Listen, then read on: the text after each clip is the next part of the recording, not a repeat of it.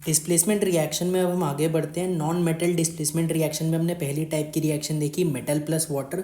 उसी के आगे हम लोग कंटिन्यू करते हैं। अब हम देखेंगे मेटल प्लस एसिड वाली रिएक्शन। लेकिन उसको देखने से पहले हमें एक नोट डाल के एक बात समझ में आनी चाहिए कि एसिड्स दो टाइप के हो सकते हैं, एक नॉन ऑक्सीडाइजिंग एसिड्स, दूसरे हो सकते हैं ऑक्सीडाइजिंग एसिड्स। अच्छा, ये क्या है भैया? तो मैं समझाता हूँ। सबसे पहले तो एक बात समझो कि एसिड्स जनरली हम रिप्रेजेंट करते हैं HA से, यानी कि एक H+ वाला पार्ट होता है और एक एनायन वाला पार्ट होता है। लेकिन अगर मैं बोलूँ कि सब एसिड अलग अलग हैं, सब एसिड अलग अलग हैं, यानी कि अलग अलग एसिड मतलब एक हर एसिड में एक यूनिकनेस है, तो वो यूनिकनेस किस वजह से आती है? H+ की वजह से आती है कि एनायन की वजह से आती है? तो ऑब्वियसली इसका आंसर है एनायन की वजह से आती है भाई। HCl, HBr, HI ये सारे ही एसिड्स हैं, लेकिन इन सब की प्रॉपर्टीज़ अलग अलग हैं। क्यों? H+ की वजह से नहीं, एनायन की वजह से। सिमिलरली H2SO4, HNO3, HClO4 ये सभी एसिड्स हैं, लेकिन इन सभी की प्रॉपर्टीज़ अलग अलग हैं। ये सभी अपने आप में एक यूनिकनेस रखते हैं। किसकी वजह से? H+ की वजह से नहीं, एनायन की वजह से। यानी कि एनायनिक पोर्शन जो होता है एसिड का, वो एसिड को एक यूनिक नेचर, एक स्पेसिफिक नेचर प्रोवाइड करता है। ठीक है, तो अब भैया ये नॉन ऑक्सीडाइजिंग एसिड्स और ऑक्सीडाइजिंग एसिड्स क्या होते हैं? तो इसको बात समझो कि भाई नॉन ऑक्सीडाइजिंग एसिड्स वो एसिड्स होते हैं जिनमें एनायनिक पोर्शन ऑक्सीडाइजिंग एजेंट की तरह काम नहीं कर सकता है। नॉन ऑक्सीडाइजिंग एसिड्स वो एसिड्स होते हैं जिनमें एनायनिक पोर्शन ऑक्सीडाइजिंग एजेंट की तरह काम नहीं कर सकता है। यानी कि अगर हम जैसे कि एग्जांपल लें तो HCl में एनायनिक पोर्शन कौन सा है? Cl नेगेटिव है। तो Cl नेगेटिव, मेरे को एक बात बताओ, क्या Cl नेगेटिव जो हमारा होता है, क्या वो ऑक्सीडाइजिंग एजेंट की तरह काम कर सकता है? अगर ये ऑक्सीडाइजिंग एजेंट की तरह काम कर रहा है, सपोज मान लेते हैं अभी कर रहा है, तो कैसे करेगा भाई? दूसरों को ऑक्सीडाइज करेगा और खुद को क्या करेगा? रिड्यूस करेगा। लेकिन ये तो ऑलरेडी मिनिमम ऑक्सीडेशन स्टेट -1 में है, तो खुद तो रिड्यूस नहीं हो सकता, और अगर खुद रिड्यूस नहीं हो सकता है तो दूसरों का ऑक्सीडेशन भी ये नहीं कर पाएगा। तो ऐसे एसिड्स को क्या बोलेंगे हम? नॉन ऑक्सीडाइजिंग एसिड बोलेंगे। कैसे एसिड्स को? जिसमें एनायनिक पोर्शन जो है वो ऑक्सीडेशन नहीं कर पा रहा हो। तो अपने को ये बात समझ में आनी चाहिए, इसके एग्जाम्पल्स अपने को याद होने चाहिए। हमने पहले भी बात करी थी कि जैसे जैसे H+ बढ़ता है, as H+ increases, oxidising nature क्या करता है? बढ़ता है। इसी वजह से कंसनट्रेटेड H2SO4 तो ऑक्सीडाइजिंग एसिड है, लेकिन डाइल्यूट H2SO4 ऑक्सीडाइजिंग एसिड नहीं है। तो ऐसा नहीं है कि आपका H2SO4 है तो वो ऑक्सीडाइजिंग एसिड ही होगा। अगर कंसनट्रेटेड H2SO4 है तो वो ऑक्सीडाइजिंग एसिड होगा, डाइल्यूट H2SO4 है तो वो ऑक्सीडाइजिंग एसिड नहीं होगा, मतलब नॉन ऑक्सीडाइजिंग एसिड होगा। ठीक है। सिमिलरली अगर हम बात करें तो concentrated HNO3, dilute HNO3 oxidising acids होंगे, लेकिन वेरी डाइल्यूट HNO3 और very very dilute HNO3 oxidising acid नहीं होंगे, मतलब नॉन ऑक्सीडाइजिंग एसिड्स होंगे। इसी तरीके से HOCl एक ऑक्सीडाइजिंग एसिड होगा, लेकिन H3PO4 एक नॉन ऑक्सीडाइजिंग एसिड होगा। तो इससे हमें एक कंक्लूजन समझ में आता है कि भाई ऑक्सो एसिड्स जो होते हैं, ऑक्सो एसिड्स जो होते हैं वो ऑक्सीडाइजिंग भी हो सकते हैं और नॉन ऑक्सीडाइजिंग भी हो सकते हैं। भाई ये सभी ऑक्सो एसिड्स हैं, तो ये ऑक्सीडाइजिंग है, तो वहीं पे ये जो नीचे वाले हैं ये ऑक्सो एसिड्स हैं सारे। HCl को छोड़ दे तो बाकी जितने भी एग्जांपल हैं वो सभी ऑक्सो एसिड्स हैं। तो ऑक्सो एसिड्स हमारे नॉन ऑक्सीडाइजिंग भी हो सकते हैं और ऑक्सीडाइजिंग भी हो सकते हैं। एक पॉइंट क्लियर हुआ। दूसरा पॉइंट यहाँ से क्या क्लियर होता है कि जितने भी हाइड्रा एसिड्स होते हैं, जितने भी हाइड्रा एसिड्स होते हैं वो क्या होते हैं, चाहे HF हो, HCl हो, HBr हो, HI हो, ये सभी क्या होते हैं? नॉन ऑक्सीडाइजिंग एसिड्स होते हैं विदाउट एनी एक्सेप्शन। ठीक है, तो जितने भी हाइड्रा एसिड्स होंगे वो क्या होंगे?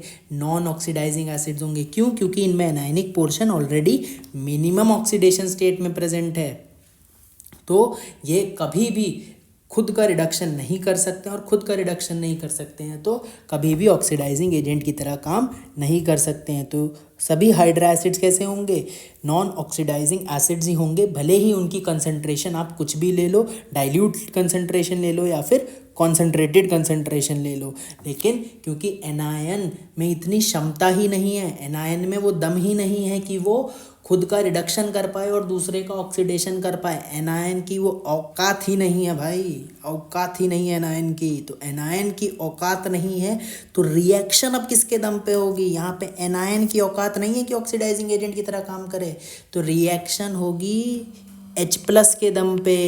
रिएक्शन किसके दम पे होगी, H+ के दम पे होगी। कहानी समझ में आनी चाहिए भाई, मैं इनऑर्गेनिक में एक ही चीज़ बोलता हूँ, कहानी समझ में आनी चाहिए।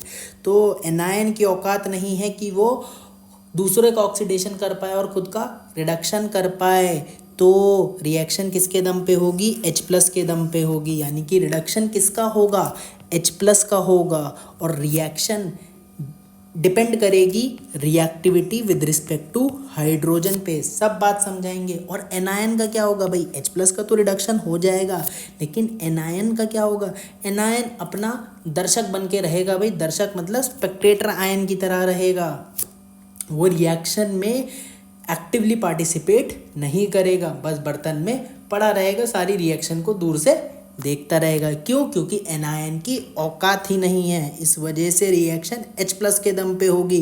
रिडक्शन किसका होगा, H+ का होगा। डिपेंड करेगी रिएक्टिविटी कि हाइड्रोजन से रिएक्टिविटी ज़्यादा है या कम है, तो ऐसे मेटल जिनकी रिएक्टिविटी हाइड्रोजन से ज़्यादा है वो ही तो रिडक्शन कर पाते हैं H+ का। बिल्कुल ठीक बात है, ऐसे मेटल जिनकी रिएक्टिविटी H+ से ज़्यादा है वही तो रिडक्शन कर पाएंगे H+ का, वही तो बेसिकली H+ को डिस्प्लेस कर पाएंगे, जो हमने मेटल प्लस वाटर में देखा था। तो या क्या भैया ये कुछ कुछ रिएक्शन पानी जैसी लग रही है, कुछ कुछ नहीं, बिल्कुल ही पानी जैसी है। तो रिएक्शन जस्ट लाइक वाटर, जैसे आप मेटल प्लस वाटर की रिएक्शन करते थे ऐसे ही metal plus non oxidising acid होगा, तो उसकी रिएक्शन भी इसी तरीके से कर दोगे।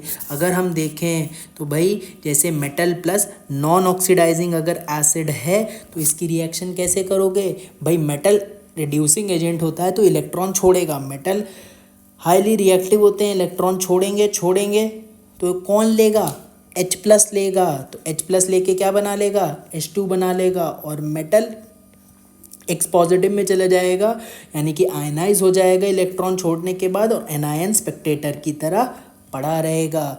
लेकिन ये चीज़ कब होगी, मेटल H+ को डिस्प्लेस कब करेगा, जब मेटल की रिएक्टिविटी हाइड्रोजन से ज़्यादा हो, तभी मेटल हाइड्रोजन को डिस्प्लेस कर सकता है, वरना नहीं कर सकता है। यानी कि इससे क्या बात समझ में आई कि नॉन ऑक्सीडाइजिंग एसिड्स सिर्फ उन्हीं मेटल्स के साथ रिएक्ट कर सकते हैं जिनकी रिएक्टिविटी हाइड्रोजन से ज़्यादा है। ठीक है, मैं दोबारा कंक्लूड करता हूँ, नॉन ऑक्सीडाइजिंग एसिड कौन से होते हैं, जो ऐसे एसिड्स होते हैं जिनमें एनायनिक पोर्शन कैसा होता है, जो कि ऑक्सीडाइजिंग एजेंट की तरह काम नहीं कर सकता है, एनायन की औकात ही नहीं है, तो रिएक्शन H+ के दम पे होगी, रिडक्शन H+ का होगा, और सिर्फ वही मेटल रिएक्ट करेंगे नॉन ऑक्सीडाइजिंग एसिड्स के साथ जो रिएक्टिविटी हाइड्रोजन से ज़्यादा रखते हैं, और रिएक्शन एकदम पानी की तरह होगी, मेटल इलेक्ट्रॉन छोड़ेगा, H+ इलेक्ट्रॉन लेगा, हाइड्रोजन बनेगा,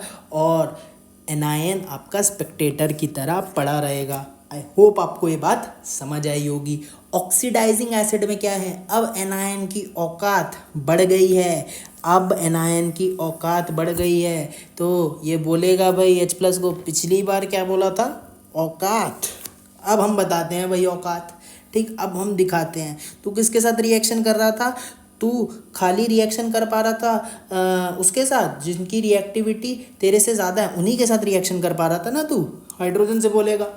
हाँ, लेकिन मेरी औकात अब देख तू, अब जब हम मैदान में आएंगे तो सारे फेल हो जाएंगे, हम ही हम हैं, बाकी सारी पानी कम है। तो बात अब समझ में आनी चाहिए कि एनायन की औकात बढ़ गई है, और इतनी ज़्यादा बढ़ गई है कि वो ना सिर्फ ऐसे मेटल के साथ रिएक्ट करेगा जिनकी हाइड्रोजन से रिएक्टिविटी ज़्यादा है, बल्कि ऐसे मेटल्स के साथ भी रिएक्शन कर लेगा जिनकी हाइड्रोजन से रिएक्टिविटी कम है। ऐसा क्यों भाई, क्योंकि रिएक्शन अब H प्लस के दम पे हो ही नहीं रही है। अगर रिएक्शन H प्लस के दम पे होती तभी तो reaction based upon reactivity with respect to hydrogen होती, लेकिन अब तो रिएक्शन किसके दम पे हो रही है? एनायन के दम पे हो रही है। क्यों एनायन के दम पे हो रही है भाई?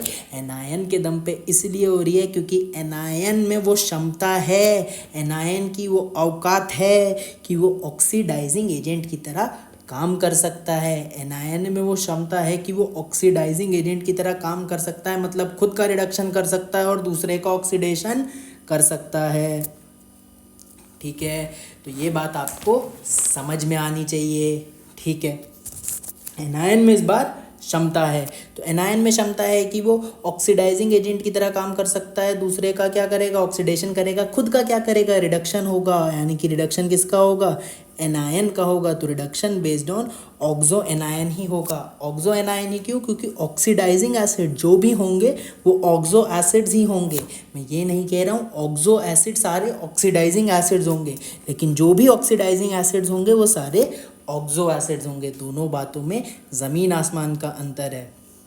यानी कि यहाँ से भी एक और स्टेटमेंट आता है कि all oxidising acids are oxo acids but not all oxo acids are oxidising acids.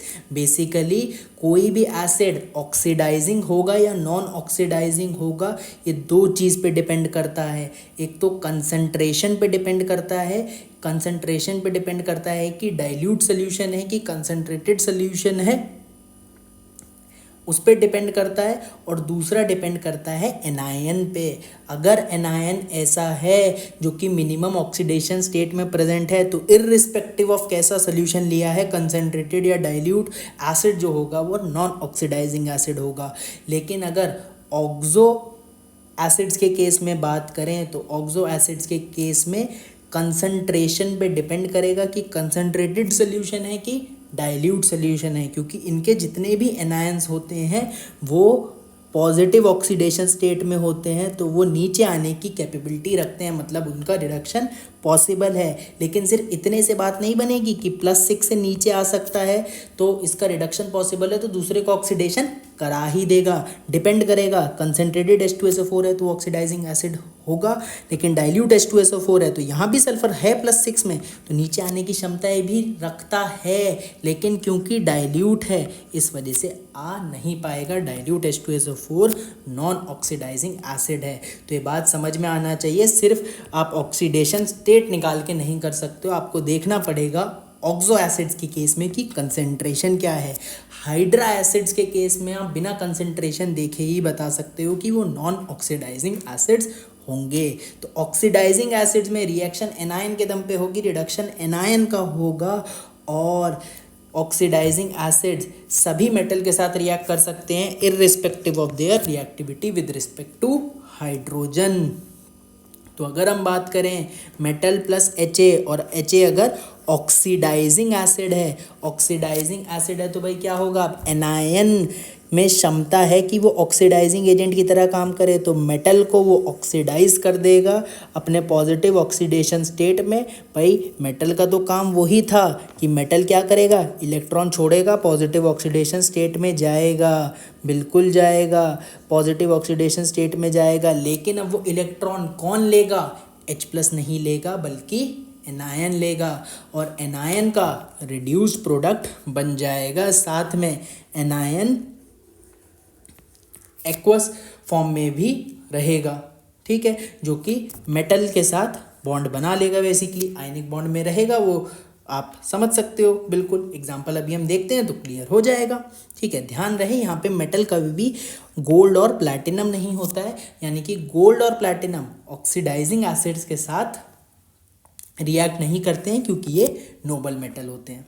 ठीक है, अब देखते हैं भाई कुछ एग्जाम्पल देखते हैं। तो metal plus non oxidising acid, non oxidising acid मतलब रिएक्शन पानी की जैसी होगी, रिएक्शन H+ के दम पे होगी, और सिर्फ वही मेटल रिएक्ट करेंगे जिनकी रिएक्टिविटी हाइड्रोजन से ज़्यादा है। तो अगर हम देखें जिंक प्लस डाइल्यूट HCl, तो जिंक की रिएक्टिविटी हाइड्रोजन से ज़्यादा है, तो क्या करेगा? जिंक इलेक्ट्रॉन छोड़ेगा, H+ इलेक्ट्रॉन ले लेगा, हाइड्रोजन गैस बन जाएगी, और Zn2+ में चला जाएगा और Cl माइनस में प्रेजेंट होगा। आप इसको चाहो तो ZnCl2 एक्वस करके भी लिख सकते हो, वरना Zn2+ और Cl नेगेटिव, Zn2+ एक्वस और Cl नेगेटिव एक्वस करके भी इसको रिप्रेजेंट करा जा सकता है। दोनों ही तरीके सही हैं। लेकिन अगर हम यही बात करें कॉपर प्लस डाइल्यूट HCl, तो ये रिएक्शन नहीं होगी। क्यों नहीं होगी? क्योंकि copper is less reactive metal than hydrogen. Copper less reactive metal है हाइड्रोजन से।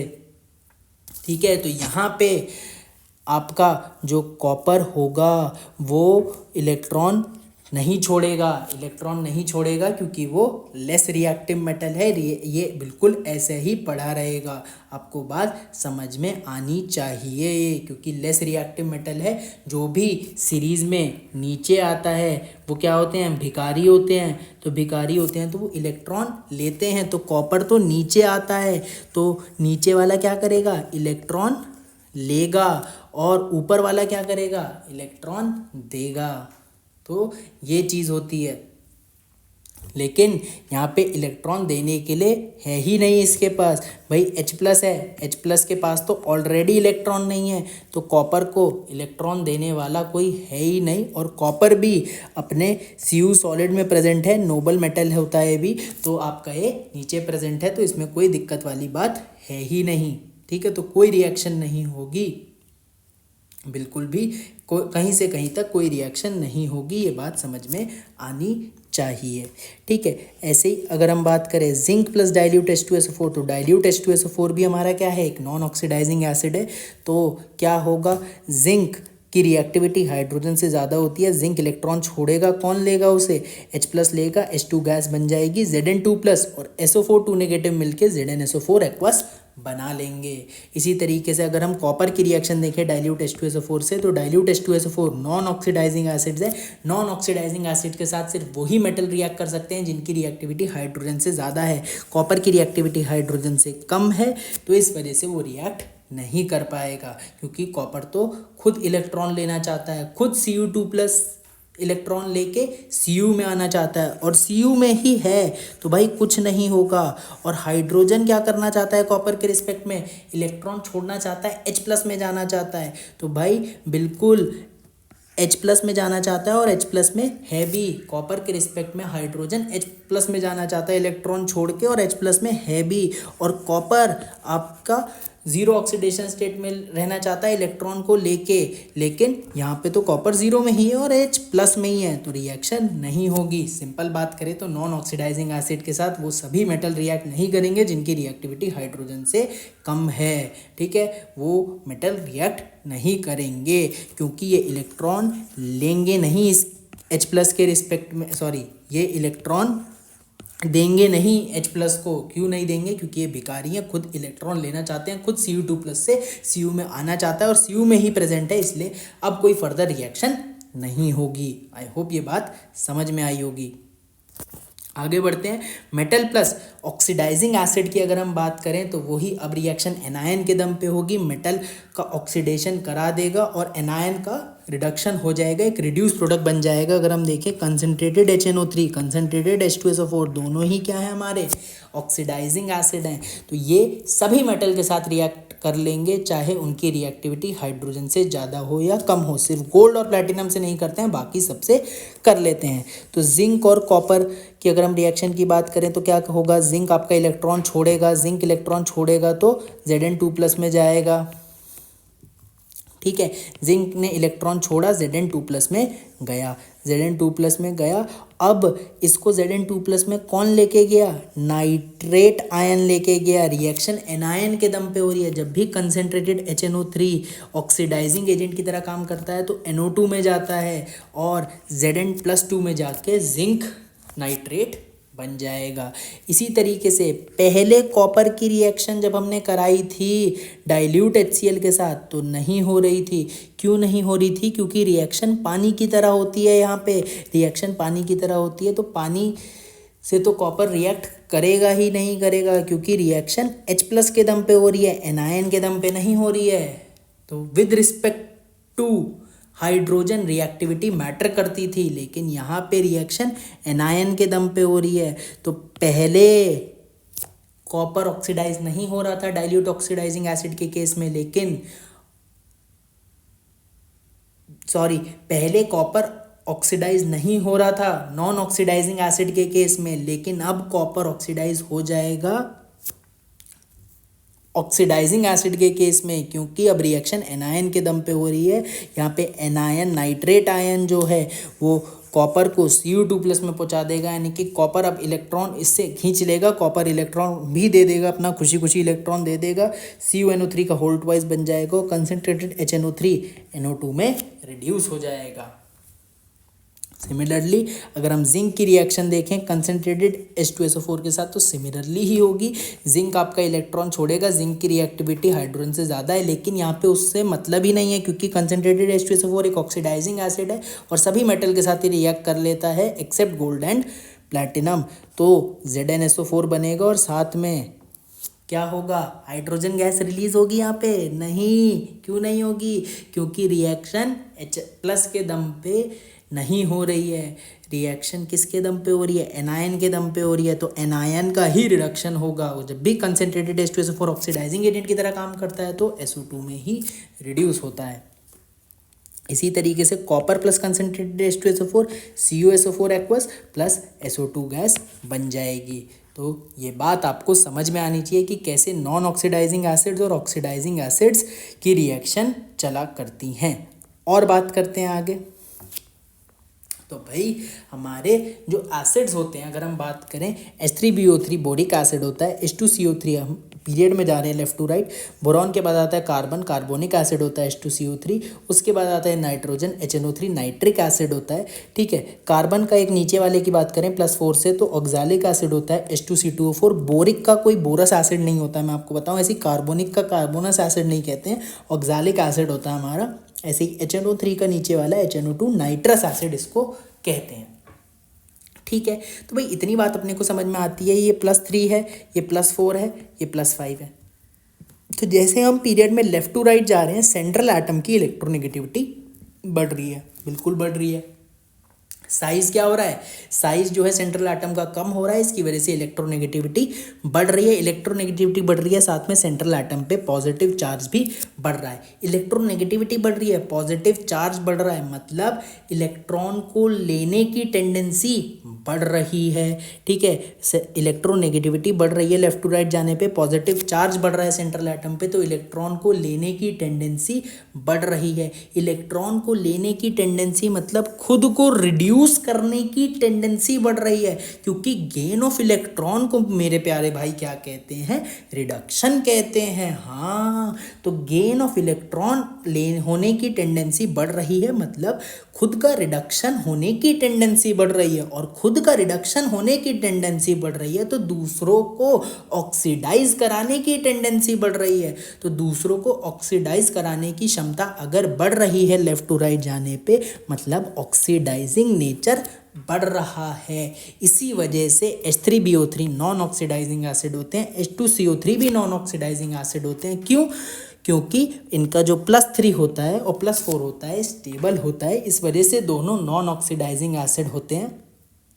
और ये ऑक्सीडाइजिंग एसिड इसी वजह से नहीं होते हैं क्योंकि ये खुद को रिड्यूस नहीं करना चाहते हैं। इनके +3 +4 स्टेबल है, तो ये बोरॉन +3 में ही रहना चाहता है, कार्बन +4 में ही रहना चाहता है, लोअर ऑक्सीडेशन स्टेट में आना नहीं चाहता है। इसी वजह से दोनों नॉन ऑक्सीडाइजिंग एसिड है। और लेफ्ट टू राइट जाने पे ऑक्सीडाइजिंग नेचर बढ़ रहा है, तो HNO3 अगर हम बात करें तो डिपेंडिंग अपॉन कंसनट्रेशन, अगर 70% HNO3 है तो उसे कंसनट्रेटेड HNO3 बोलते हैं, 20% HNO3 है तो डाइल्यूट HNO3 बोलते हैं, 6% HNO3 है तो वेरी डाइल्यूट HNO3 बोलते हैं, 2% HNO3 है तो वेरी वेरी डाइल्यूट HNO3 बोलते हैं। और हमें पता है जैसे जैसे H+ बढ़ता है वैसे वैसे ऑक्सीडाइजिंग नेचर बढ़ता है। इसी वजह से कंसनट्रेटेड और डाइल्यूट HNO3 ऑक्सीडाइजिंग एसिड होते हैं और वेरी डाइल्यूट HNO3 और very very dilute HNO3 non oxidising acid होते हैं। तो HNO3 की बात करें तो it can act both as oxidizing agent as well as non oxidising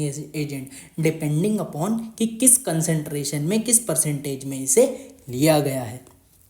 ठीक है, अब अगर हम ऐसे ही बात करें, बोरॉन के तो नीचे वाला होता नहीं है, लेकिन कार्बन के नीचे वाला होता है H2C2O4। तो ये अपने ऊपर से, जैसे हम लोग क्या करते हैं, घर के बड़ों को देखते हैं, तो ऐसे ये छोटा भाई है, ये अपने बड़े भाई को देखेगा, बड़ा भाई को देखेगा, तो बड़ा भाई क्या है भाई, +4 में है, कार्बन +4 में है, और +4 कार्बन का स्टेबल है, वो नीचे नहीं आना चाहता है, कार्बन +4 में रहना चाहता है, तभी नॉन ऑक्सीडाइजिंग एसिड है, खुद रिड्यूस नहीं होना चाहता है। ठीक है, तो नॉन ऑक्सीडाइजिंग एसिड हो गया वो। ठीक है, मैक्सिमम ऑक्सीडेशन स्टेट में, तो इससे आगे तो वो कभी जाएगा ही नहीं। ठीक है, तो रिड्यूसिंग एजेंट होने का तो सवाल ही नहीं होता। ऑक्सीडाइजिंग एजेंट हो सकता था, लेकिन वो भी नहीं है, क्योंकि +4 कार्बन का +4 स्टेबल है, कार्बन और नीचे नहीं आना चाहता है, तो नॉन ऑक्सीडाइजिंग एसिड हो गया, और नॉन रिड्यूसिंग एसिड भी आप कह सकते हो।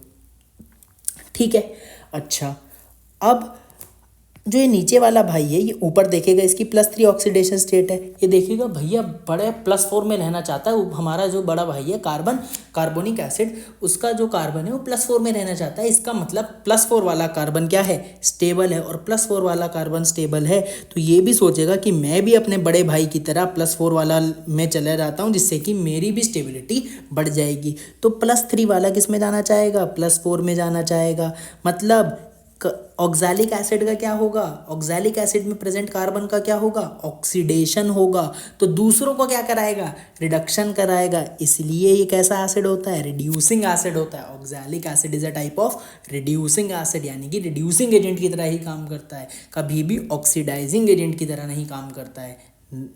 ठीक है, तो ये बात क्यों है, क्योंकि कार्बन का +4 स्टेबल होता है, +3 वाला +4 में जाना चाहता है, इस वजह से ऑक्सैलिक एसिड रिड्यूसिंग एजेंट की तरह काम करता है। ठीक है, अब HNO3 +5 में है नाइट्रोजन, ये ऑक्सीडाइजिंग एजेंट की तरह भी काम कर सकता है, और रिड्यूसिंग एजेंट ऑक्सीडाइजिंग एजेंट की तरह भी काम कर सकता है, और नॉन ऑक्सीडाइजिंग एजेंट की तरह भी काम कर सकता है। रिड्यूसिंग एजेंट की तरह तो कभी काम करेगा ही नहीं, क्योंकि नाइट्रोजन मैक्सिमम ऑक्सीडेशन स्टेट में है, इससे ज़्यादा ऑक्सीडेशन स्टेट पॉसिबल नहीं है। ठीक है, तो कभी भी रिड्यूसिंग एजेंट की तरह तो काम करेगा ही नहीं, ऑक्सीडाइजिंग एजेंट की तरह काम कर सकता है, और नॉन ऑक्सीडाइजिंग एजेंट की तरह काम कर सकता है। अब अगेन घर का छोटा भाई किसको देखेगा, बड़े भाई को देखेगा, ऐसे मुंडी उठा के। ठीक है, छोटा है ना वो, तो ऐसे मुंडी उठा के ऊपर देखेगा, तो वो देखेगा कि बड़े भाई +5 में है नाइट्रोजन, बड़े भाई जो नाइट्रिक एसिड हैं उनका नाइट्रोजन +5 में है। अब वो बड़े भाई से पूछेगा नाइट्रोजन +5 में बढ़िया है कि नहीं है, तो वो देखेगा, ये देखेगा कि भाई HNO3 ऑक्सीडाइजिंग एसिड भी है और नॉन ऑक्सीडाइजिंग एसिड भी है। ऑक्सीडाइजिंग एसिड है मतलब +5 से नीचे आना चाहता है, और नॉन ऑक्सीडाइजिंग एसिड है मतलब +5 में रहना चाहता है। तो देखेगा इसका जो बड़ा भाई है +5 में उसका नाइट्रोजन रहना भी चाहता है और नहीं भी रहना चाहता है, तो ये सोचेगा मैं क्या करूं, तो भाई ये सोचेगा कि अब इसको कन्फ्यूज़न हो गया, तो भाई सोचता है मैं दोनों कर लेता हूँ, भाई मैं ऑक्सीडाइजिंग एसिड की तरह भी काम कर लेता हूँ और रिड्यूसिंग एसिड की तरह भी, क्योंकि +5 वाला खुद नीचे भी आना चाहता है और नहीं भी आना चाहता है। तो भाई यहाँ पे एम्बिगुइटी है, ये इसका खुद ही फिक्स नहीं है नाइट्रोजन का कि क्या करना है, वो बड़े भाई का खुद ही फिक्स नहीं है, तो मैं भी देखो क्या कर लेता हूँ, मैं दोनों की तरह ही काम कर लेता हूँ, काम छुट्टी हो जाएगी मेरी, ऑक्सीडाइजिंग एसिड की तरह भी और रिड्यूसिंग एसिड की तरह भी मैं काम कर सकता हूँ। यानी कि HNO2 can act as both oxidizing agent as well as reducing agent. क्यों, क्योंकि नाइट्रोजन का +5 वाला स्टेबल है भी और नहीं भी, नाइट्रोजन +5 में रहना भी चाहता है और नहीं भी रहना चाहता है, यानी कि +5 से नीचे आना चाहता है। तो अगर ये खुद ही देख रहा है कि +5 से नीचे आ रहा है नाइट्रोजन, तो क्या कहेगा, +3 से भी मैं नीचे चले जाता हूँ, और +3 से नीचे जाएगा, खुद का रिडक्शन मतलब दूसरों का क्या कराएगा, ऑक्सीडेशन कराएगा। तो इसी वजह से ऑक्सीडाइजिंग एसिड की तरह काम कर रहा है। और +5 वाला देख रहा है कि स्टेबल भी है, क्योंकि नॉन ऑक्सीडाइजिंग एसिड की तरह भी काम कर रहा है। तो +5 वाला जब स्टेबल होता है तो ये क्या करेगा भाई, अगर स्टेबल है तो ये ऊपर जाना चाहेगा, ऊपर जाना चाहेगा तो खुद का कराएगा ऑक्सीडेशन, दूसरों का करेगा रिडक्शन। तो इस वजह से रिड्यूसिंग एसिड की तरह भी काम कर सकता है, रिड्यूसिंग एजेंट की तरह भी काम कर सकता है। तो HNO2 can act as both OA as well as RA। ये बात बहुत इंपॉर्टेंट है, आपको समझ में आनी चाहिए। आगे बढ़ते हैं, ठीक है, इसी के और बात करते हैं इसी टाइप से।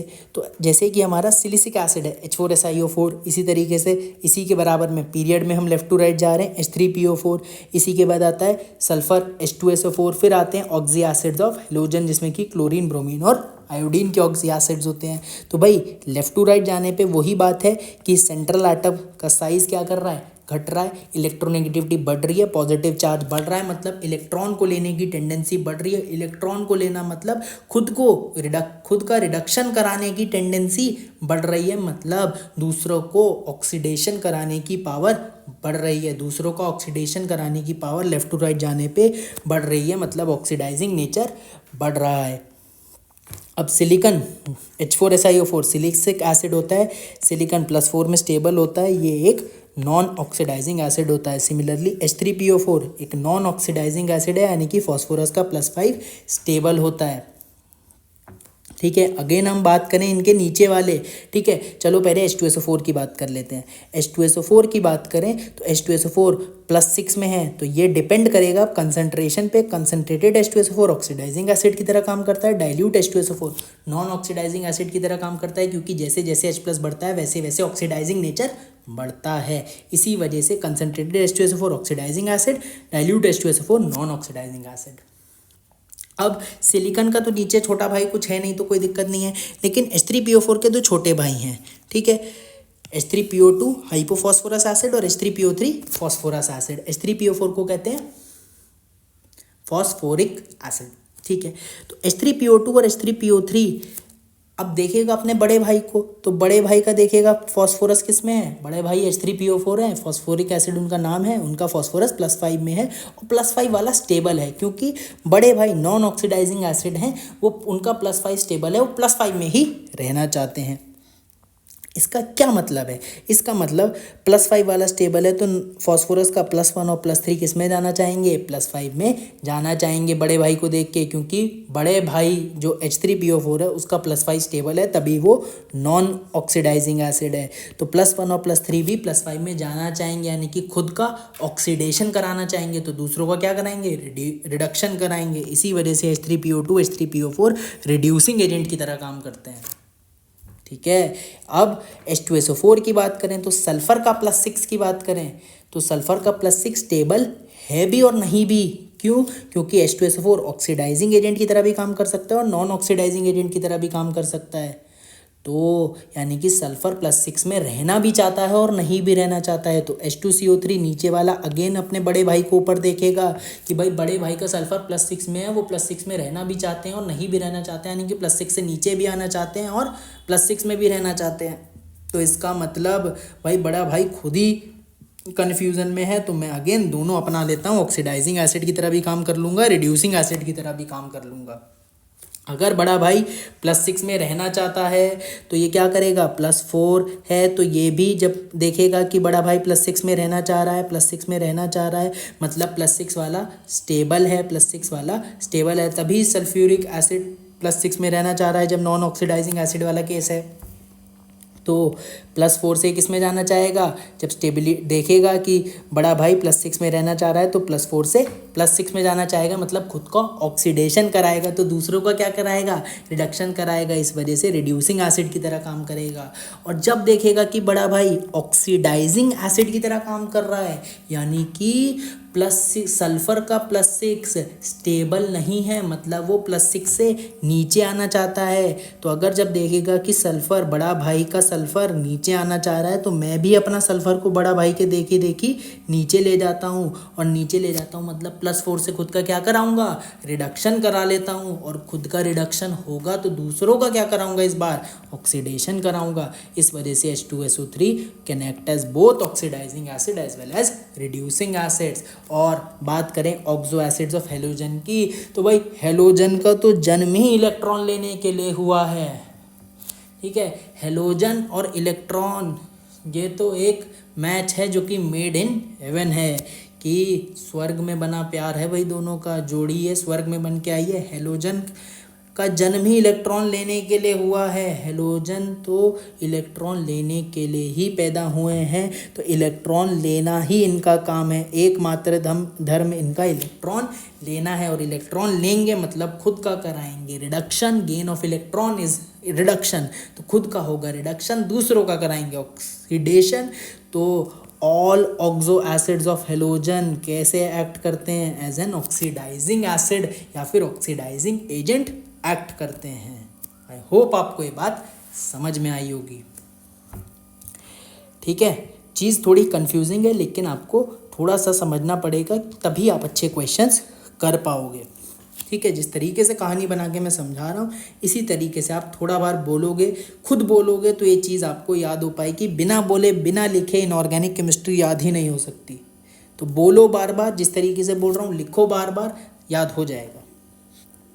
ठीक है, अब अगर हम बात करें HNO3 और H2SO4 में, तो अगर हम बात करें फिरंगी औरत वाली ट्रिक में, तो उसमें भी HNO3 की ऑक्सीडाइजिंग पावर H2SO4 से ज़्यादा होती है। लेकिन अगर हम यहाँ पे भी बात करें तो HNO3 डाइल्यूट कंडीशन में ऑक्सीडाइजिंग एजेंट की तरह काम कर रहा है, लेकिन H2SO4 डाइल्यूट कंडीशन में नॉन ऑक्सीडाइजिंग एजेंट की तरह काम कर रहा है। तो इस वजह से हम कह सकते हैं कि ऑक्सीडाइजिंग एक्शन या ऑक्सीडाइजिंग एजेंट HNO3 बेहतर एज कंपेयर टू H2SO4, क्योंकि HNO3 का डाइल्यूट भी ऑक्सीडाइजिंग है, लेकिन H2SO4 का डाइल्यूट ऑक्सीडाइजिंग नहीं है। कंसनट्रेटेड, जब H+ ज़्यादा है तब तो दोनों ऑक्सीडाइजिंग है, जब H+ बढ़ता है तो ऑक्सीडाइजिंग पावर बढ़ती है, लेकिन जब H+ कम है तभी तो पता लगेगा कि कौन असली ऑक्सीडाइजिंग एजेंट है। जो H+ कम होने पे भी ऑक्सीडाइजिंग एक्शन दिखा रहा है वो तगड़ा ऑक्सीडाइजिंग एजेंट है, जो कि इस केस में HNO3 है।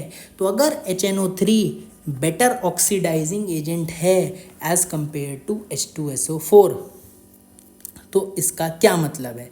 इसका मतलब ये है कि नाइट्रोजन +5 में रहना चाहता है कि नहीं रहना चाहता है। अगर यहाँ पे बात करें तो नाइट्रोजन किस में है? +5 में, और सल्फ़र किस में है? +6 में है। तो अगर मैं बात करूँ सल्फ़र का +6 ज़्यादा स्टेबल है कि नाइट्रोजन का +5 ज़्यादा स्टेबल है, तो भाई ऑक्सीडाइजिंग एजेंट तगड़ा कौन सा है? HNO3 है। मतलब नाइट्रोजन +5 से ज़्यादा परेशान है, नाइट्रोजन तो नीचे आएगा क्योंकि वो तगड़ा ऑक्सीडाइजिंग एजेंट है। N+5 में बात हो रही है और S+6 में बात हो रही है इस समय, क्योंकि HNO3 एक स्ट्रॉन्गर ऑक्सीडाइजिंग एजेंट है, इसलिए HNO3 का नाइट्रोजन +5 से नीचे आना चाहेगा, यानी कि nitrogen has more tendency to move in lower oxidation state, क्योंकि H2SO4 एक वीकर ऑक्सीडाइजिंग एजेंट है as compare to HNO3। Relative बात हो रही है तो सल्फर का +6 आप कह सकते हो ज़्यादा स्टेबल है, सल्फर +6 में रहना चाहता है। कंपैरेटिवली बात हो रही है, नाइट्रोजन +5 के कंपैरिजन में सल्फर का +6 ज़्यादा स्टेबल है, क्योंकि HNO3 स्ट्रॉन्गर ऑक्सीडाइजिंग एजेंट है, इसलिए नाइट्रोजन की ज़्यादा टेंडेंसी है to move in lower oxidizing state. तो अब बात करें तो यहाँ से हम क्या कह सकते हैं कि भाई स्टेबिलिटी की बात करें तो नाइट्रोजन +5 से ज़्यादा सल्फ़र के +6 की है, यानी कि ऑक्सीडाइजिंग एजेंट अगर HNO3 बढ़िया, इसको ऐसे समझो HNO3 एक बढ़िया ऑक्सीडाइजिंग एजेंट है H2SO4 से, तो नाइट्रोजन का +5 स्टेबल है कि नहीं है? नहीं है। नाइट्रोजन +5 में नहीं रहना चाहता, मतलब नाइट्रोजन नीचे आना चाहता है। नाइट्रोजन क्या करना चाहता है? नीचे आना चाहता है। और सल्फ़र +6 में रहना चाहता है। सल्फ़र +6 में रहना चाहता है, तो सल्फ़र +6 में रहना चाहता है तो H2SO3 की बात करें, जो कि नीचे वाला है, इससे नीचे भाई है इससे, तो H2SO3 किसमें, जो इसका अगर हम ऑक्सीडेशन स्टेट की बात करें तो सल्फ़र यहाँ पे किसमें है? प्लस, दूसरे कलर से लिखते हैं इसे, सल्फ़र है यहाँ पे +4 में, और नाइट्रोजन है यहाँ पे +3 में।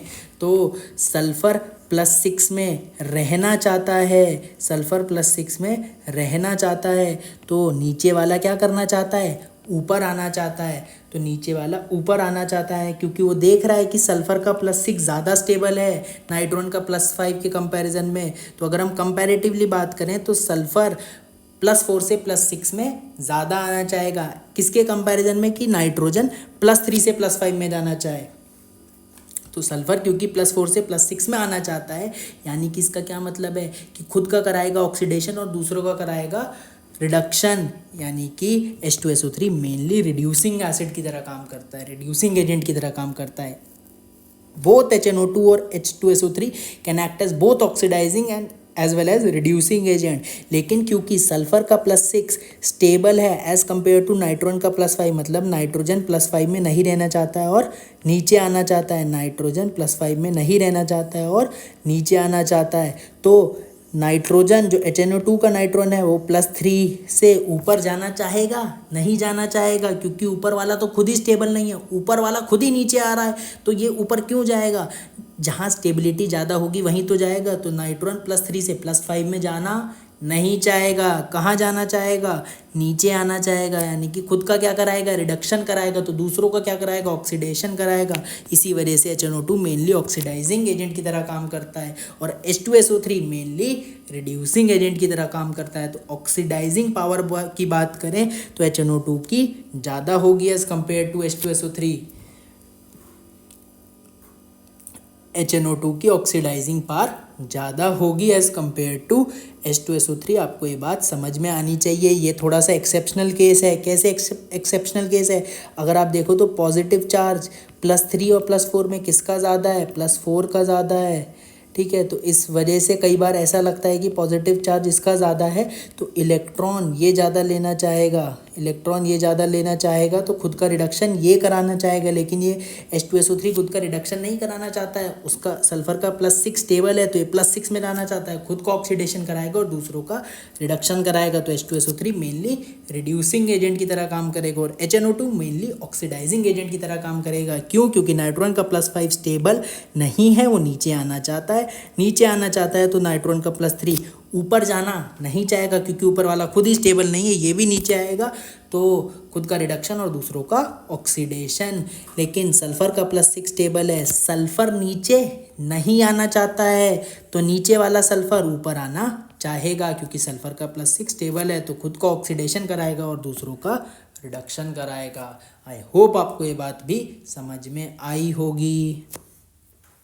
ठीक है, तो ये बात आपको समझ में आनी चाहिए। ठीक है, आगे बढ़ते हैं। अब थोड़ी चीज़ें समराइज़ करते हैं, सिमटते हैं चीज़ों को। तो नटशेल में बात करें तो आपको रिएक्टिविटी सीरीज़ याद है, लेके 12 सरदार का नाम मांगे, आली महान जानकर फेंके सीढ़ी कोई नीचे सुनो। तो यहाँ तक तो मैंने एज इट इज़ लिख दिया। ठीक है, इसके बीच का आप लिख सकते हो, सुनो प्रभु हे कुत्तों होगी आज और पिटाई। तो आपको सबसे पहले तो समझ में आना चाहिए कि गोल्ड और प्लैटिनम तो नोबल मेटल हैं और ये चाहे ऑक्सीडाइजिंग एसिड हो या फिर नॉन ऑक्सीडाइजिंग एसिड हो, इन किसी के भी साथ ये लोग रिएक्ट नहीं करते हैं। ये तो नोबल मेटल है, चाहे कोई भी ऑक्सीडाइजिंग एसिड लिया हो, कोई भी नॉन ऑक्सीडाइजिंग एसिड लिया हो, गोल्ड और प्लैटिनम रिएक्ट नहीं करेंगे। लेकिन ऑक्सीडाइजिंग एसिड के साथ कौन रिएक्ट करता था और नॉन ऑक्सीडाइजिंग एसिड के साथ कौन रिएक्ट करता था? भाई नॉन ऑक्सीडाइजिंग एसिड्स के साथ रिएक्ट कौन करता था? जिनकी रिएक्टिविटी हाइड्रोजन से ज़्यादा होती है। अब एक लेड इसमें एक्सेप्शनल केस है, लेड की रिएक्टिविटी हाइड्रोजन से ज़्यादा होती है, लेकिन इसकी रिएक्शन नीचे वालों की तरह ही होती है। ठीक है, लेड की रिएक्टिविटी हाइड्रोजन से ज़्यादा होती है, लेकिन इसकी रिएक्शन नीचे वालों की तरह ही होती है। तो नॉन ऑक्सीडाइजिंग एसिड से रिएक्ट नहीं करता है। तो नॉन ऑक्सीडाइजिंग एसिड जैसे कि डाइल्यूट HCl, कंसनट्रेटेड HCl, मतलब सभी हाइड्रा एसिड्स हो गए, और H3PO4 ऑक्सो एसिड्स में भी डाइल्यूट और वेरी डाइल्यूट वाले केस हो गए। Dilute H2SO4, very dilute HNO3, very very dilute HNO3, H3PO4 चाहे कंसनट्रेटेड हो डाइल्यूट हो, वो नॉन ऑक्सीडाइजिंग एसिड ही होता है। इसी तरीके से oxidizing acid dilute HNO3, concentrated H2NO3, concentrated H2SO4, HOCl, मैंने बताया हेलोजन के सभी ऑक्सी एसिड्स चाहे डाइल्यूट कंडीशन में हो, कंसनट्रेटेड कंडीशन में हो, वो ऑक्सीडाइजिंग एसिड्स ही होंगे। तो नॉन ऑक्सीडाइजिंग एसिड्स के साथ कौन रिएक्ट करेंगे? वो मेटल जिनकी रिएक्टिविटी हाइड्रोजन से ज़्यादा है एक्सेप्ट लेड, और ऑक्सीडाइजिंग एसिड्स के साथ तो सभी मेटल रिएक्ट कर लेंगे एक्सेप्ट गोल्ड एंड प्लेटिनम। ठीक है, ये बात आपको समझ में आनी चाहिए, ये कंक्लूजन पल्ले पढ़ना चाहिए। एक बहुत ही इंपॉर्टेंट रिएक्शन आप लिखते हैं कि एक एग्जांपल है Fe प्लस डाइल्यूट HCl। तो डाइल्यूट HCl एक नॉन OA है, नॉन ऑक्सीडाइजिंग एसिड है, तो किसकी तरह रिएक्शन होगी? रिएक्शन H प्लस के दम पे होगी, रिडक्शन H प्लस का होगा, पानी के जैसी रिएक्शन होगी, और वो मेटल रिएक्ट करेंगे जिनकी रिएक्टिविटी हाइड्रोजन से ज़्यादा है। आयरन की रिएक्टिविटी हाइड्रोजन से ज़्यादा है, रिएक्शन हो जाएगी, H2 गैस बन जाएगी और क्लोराइड बन जाएगा किसका? आयरन का, लेकिन FeCl2 बनेगा, FeCl3 नहीं बनेगा, क्योंकि जो बनने वाली हाइड्रोजन है साथ में जो बाय प्रोडक्ट के फॉर्म में हाइड्रोजन बनी है, कहाँ से बनी है, रिडक्शन ऑफ H+ होने से। आयरन इलेक्ट्रॉन छोड़ा, वो इलेक्ट्रॉन H+ ने ले लिया और हाइड्रोजन गैस बनी। और यही हाइड्रोजन गैस के रिड्यूसिंग नेचर की वजह से अगर कुछ FeCl3 बनेगी तो वो FeCl2 में फर्दर रिड्यूस हो जाएगी। तो बहुत इंपॉर्टेंट रिएक्शन है जिसमें कि FeCl2 बनती है, FeCl3 नहीं बनती है। ये चीज़ NCERT में भी दी हुई है, तो बहुत ही बेसिक है, आपको ये चीज़ समझ में आनी चाहिए। तो अभी के लिए यहीं पे रुकते हैं, इसके आगे की बात हम अगली वीडियो में करेंगे।